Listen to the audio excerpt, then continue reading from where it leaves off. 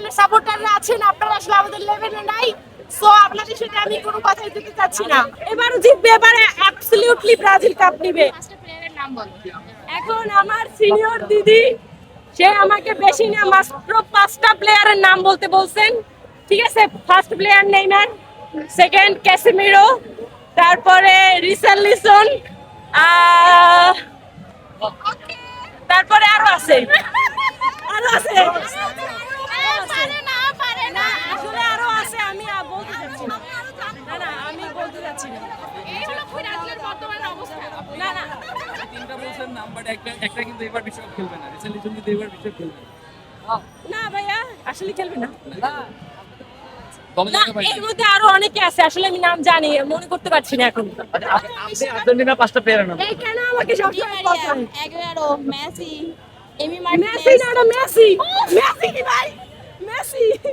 Messi কেন বলবা? Senesi, Agüero বলছি।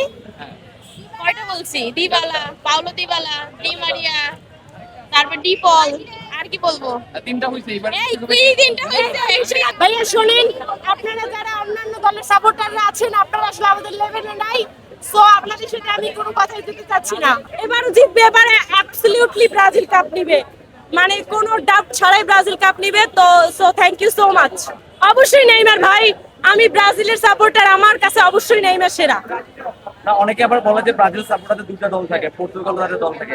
পর্তুগাল না ভাইয়া, ফ্রান্স থাকে, ফ্রান্স থাকে, সেক্ষেত্রে আমি ফ্রান্স সাপোর্টারও আছি।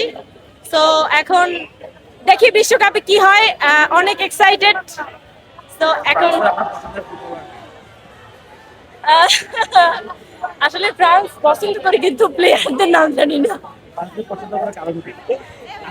আর্জেন্টিনার সাথে তাদের খেলা হয়েছে এই জন্য, মানে না ভাইয়া, ফ্রান্স অনেক ভালো খেলে শুনছি। এই ফ্রান্সের কাছে এই ফ্রান্সকে হারিয়ে কিন্তু না, না,